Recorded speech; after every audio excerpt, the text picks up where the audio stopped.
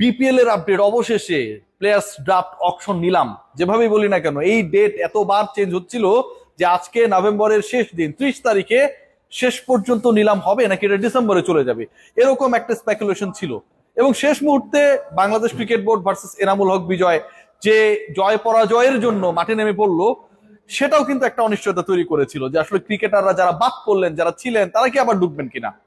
But এই মুহূর্তে স্পটলাইটে দুজন তিনজন চারজন পাঁচজন ক্রিকেটার যেই ক্রিকেটারদেরকে নিয়ে অনেক বেশি ডিসকাশন হচ্ছে এবং যে ডিসকাশনটা খুবই ভ্যালিড। আমি সেই ডিসকাশনটা মানে হ্যাপিনেসের থেকে অবাক হওয়ার যে ঘটনাগুলো ঘটেছে সেই জায়গা থেকে শুরু করতে চাই। লিটন কুমার দাস, আমি বিডি ক্রিক টাইমে একটা কন্টেন্টে বললাম যে আমাকে যদি এই মুহূর্তে চুজ করতে দেয়া হয় টি-20 কোন ক্রিকেটার থেকে যিনি ডিরেক্ট সাইন হন নাই কাকে নিতে চান, মাই choice was Liton Kumar Das, captain, keeper, opening batter and scorer. Liton Kumar Das যিনি ক্যাটাগরি এ মানে টপ ক্যাটাগরিতে অবশিষ্ট যে দুজন ক্রিকেটার ছিলেন নাইম শেখ এবং লিটন কুমার দাস তাদের একজন। এই দুই ক্রিকেটারের ক্ষেত্রে যে ঘটনা ঘটেছে সকল ধরনের চিন্তা ভাবনাকে উল্টে দিয়েছে, পাল্টে দিয়েছে। আজকের বিপিএল এ সবচেয়ে বড় ঘূর্ণিঝড় টর্নেডো ভূমিকম্প হয়েছে যখন দফায় দফায় নাইম শেখের দাম বাড়তে থাকে। প্রথম কলটাই ছিল লিটন এবং নাইমের মধ্য থেকে নাইমের, এবং যেই কল শুরু হয়েছিল 50 লাখ টাকায় শেষ পর্যন্ত সেটা ডাবলেরও বেশি 1,10,00,000 টাকায় গিয়ে শেষ হয়েছে। নাইম শেখকে চট্টগ্রাম 1,10,00,000 টাকায় দলে ফিরিয়েছে এবারের বিপিএল এর জন্য। নাইম শেখ যখন কোটিপতি, লিটন কুমার দাস তখন কোটিপতি হতে পারে না। 50 থেকে যে শুরু হয়েছিল বিডিং সেটা শেষ পর্যন্ত 5টা কল পেয়েছে এবং 75 গিয়ে লিটনের যে কল, লিটনকে পাবার যে অন্য দলগুলো চেষ্টা আকাঙ্ক্ষা সেটা ফুল স্টপ হয়েছে। লিটন কুমার দাস 75 লাখ টাকায় রংপুরের ডেরায়, লিটনের ব্যাপারে অন্য দলগুলো যখন আগ্রহ দেখায় নাই 75-এই তার নিলামটা শেষ হয়ে গেছে। লিটন যখন 75, নাইম শেখ যখন 1,10,00,000, ঠিক তখন সবচেয়ে বড় অবাক করা জায়গা তৈরি হয়ে গিয়েছিল যে জিয়াউর রহমান, আমাদের সাবেক রাষ্ট্রপতি জিয়াউর রহমানের কথা আমি বলছি না, মানে অনেকে অনেকভাবে এগুলোকে ট্রল করার চেষ্টা করে, ম্যানিপুলেট করার চেষ্টা করে। আমাদের ক্রিকেটার জিয়াউর রহমান, সেই জিয়াউর রহমান 30 লাখ টাকায় বিক্রি হয়েছেন। জিয়াউর রহমান যখন 30 লাখ টাকায় বিক্রি হন তখন মাহমুদুল্লাহ রিয়াদ, মুশফিকুর রহিম, ইবাদত হোসেন, গেলবারের চ্যাম্পিয়ন টিম ফরচুন বরিশালের এই তিনজন গুরুত্বপূর্ণ অংশ যারা ছিলেন, মাহমুদুল্লাহ, মুশফিক এবং ইবাদত, তাদের ব্যাপারে কোনো দল নিলামের প্রথম দফায় প্রথম পর্যায়ে আগ্রহ দেখায় নাই। মিরাকল, কোনোভাবে এটা আসলে বিশ্বাসযোগ্য মনে হচ্ছিল না, অন্তত বেস প্রাইসে তো বিক্রি হবেন। চমক দেখিয়েছেন মোহাম্মদ সাইফুদ্দিন, তিনি দল পেয়েছেন এবং সাইফুদ্দিন 68 লক্ষ টাকায় ঢাকার ডেরায় গেছেন। চমক দেখিয়েছেন তাওহিদ হৃদয়, তিনি 92 লক্ষ টাকায় 92 লাখ রংপুরে তার পরবর্তী ঠিকানা নিশ্চিত করেছেন। এবং এই দুই চমকের মাঝে আমার কাছে মনে হয় যে সবচেয়ে বড় চমক ছিল হাবিবুর রহমান সোহান।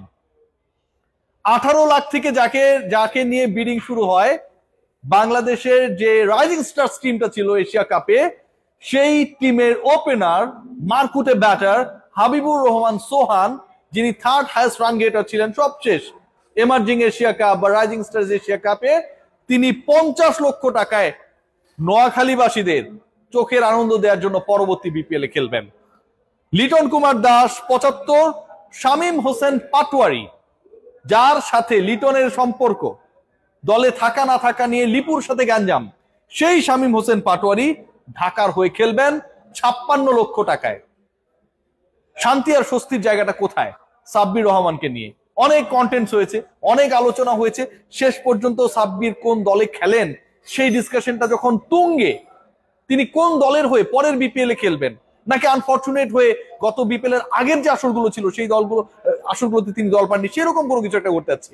সাব্বিরের দল পরিবর্তন ঘটে নাই। Sabbir is going two B the part of Dhaka again. Dhaka Capitals এর হয়ে সাব্বির খেলবেন। গেল আসরে সাব্বির খেলেছিলেন ঢাকার হয়ে এবং এবার সাব্বিরের প্রাইস 28 লাখ, 28 লক্ষ টাকায় সাব্বিরের ঠিকানা ঢাকা ক্যাপিটালস। আমাদের আরেক প্রিয় ক্রিকেটার, বাংলাদেশকে দীর্ঘ সময় সার্ভিস দেয়, যাকে এখনো বাংলাদেশের মানুষ মিস করে, নাসির হোসেন, তিনিও ঢাকায়। তাসকিন আহমেদ আগে থেকেই ঢাকায়। নাসির, সাব্বির, তাসকিন আমার কাছে মনে হয় ঢাকাকে রোমাঞ্চকর বিপিএল এর এক্সপেরিয়েন্স দেওয়ার জন্য যে লোকাল ক্রিকেটাররা যাদের ব্যাপারে মানুষের প্রচন্ড আগ্রহ রয়েছে, যেই ক্রিকেটারদের fan base is very huge, সেই পার্টিকুলার ক্রিকেটাররা এই মুহূর্তে ঢাকার ডেরায়। আলোচনা রয়েছে জাকের আলী অনিক। প্রিয় জাকের আলী অনিক এবারও বল যেখানেই যাক তিনি লেগ সাইডে মারবেনই, এবং বিপিএল আমার কাছে মনে হয় ওয়ার্ল্ড কাপের আগে সেটা একটা ভালো প্রিপারেশন তার হয়ে যাবে। জাকের আলী অনিকের ঠিকানা নোয়াখালীবাসী যেমন একদিক থেকে সোহানকে নিয়ে চমক দেখিয়েছে, জাকের আলী অনিককেও দলে ভিড়িয়ে তারা চমক দিয়েছে। জাকেরের দাম বাড়ে নাই। জাকের 35 লাখ টাকার ক্রিকেটার, মানে যেই বেস প্রাইজের ক্রিকেটার তিনি ছিলেন, সেখানটাই একটা দলই বিট করেছে, সেটা হচ্ছে নোয়াখালী এক্সপ্রেস, এবং 35 লাখ টাকায় জাকের আলী অনিকের ঠিকানা সেখানটায়। চমক জাকেরের যদি ব্যাপারটা চমক হয়, মুশফিক মাহমুদুল্লাহ যদি দল না পাওয়া চমক হয়, আমার কাছে মনে হয় যে সবচেয়ে বড় চমক এবারের বিপিএলে ইয়াসির চৌধুরী রাব্বি। তার প্রাইস কত হতে পারতো, তার দল পাওয়া নেই, কিন্তু আমরা অনেকটা কনফিউজ ছিলাম। ইয়াসির চৌধুরী রাব্বি যখন ছক্কার দরকার হয় তখন তিনি সিঙ্গেল নেওয়ার চেষ্টা করেন, যখন সিঙ্গেলের দরকার হয় তখন তিনি ছক্কা মারার চেষ্টা করেন, যখন কোনোটারই দরকার হয় না, টিকে থাকার দরকার হয়, তখন তিনি রিভার্স সুইপ করেন। সেই ইয়াসির চৌধুরী রাব্বি রাজশাহীতে খেলবেন 44 লক্ষ টাকায়। Yasir Chowdhury Rabbi is a middle order batter, he is going to play for Rajshahi 44 lakh টাকায়। একই অলমোস্ট পজিশনের ক্রিকেটার মাহমুদুল্লাহ রিয়াদ, মুশফিকুর রহিম 35 লাখ টাকাও বিক্রি হয় নাই, কোন দল কেনে নাই। ইবাদত হোসেনের মতো একদম প্রিমিয়াম পেসারকে কোন দল প্রথম দফার নিলামে কেনে নাই। আমার কাছে মনে হয় যে এবারে নিলামে এই জায়গাগুলো যথেষ্ট কনফিউজিং, ডিবেটেবল, এবং কেন আসলে তাদের ব্যাপারে আগ্রহ থাকলো না সেটাও একটা বড় প্রশ্ন। আরেকজন ক্রিকেটার রয়েছেন পারভেজ হোসেন ইমন। আমার কাছে মনে হয় ইমনের ক্ষেত্রে সিলেট অনেক উইনার হতে পারে। 35 লাখ টাকার মধ্যেই তারা ইমনকে পেয়ে গেছে। ইমনের প্রাইস আমার কাছে মনে হচ্ছিল যে অ্যাটলিস্ট 50 লাখ প্লাস হওয়ার কথা ছিল। লাস্ট ম্যাচেও ভালো খেলেছে, রেগুলার ওপেনিং এ ভালো করেন। সো এরকম একজন ক্রিকেটার পারভেজ হোসেন ইমন, এবং একই সাথে একটা স্পেশালিস্ট পজিশনে তিনি হচ্ছে স্পেশালিস্ট, সেই জায়গায় পারভেজ হোসেন ইমন অনলি 35 লাখে একটা দলে চলে গেলেন এবং অন্য কেউ বিট করলো না।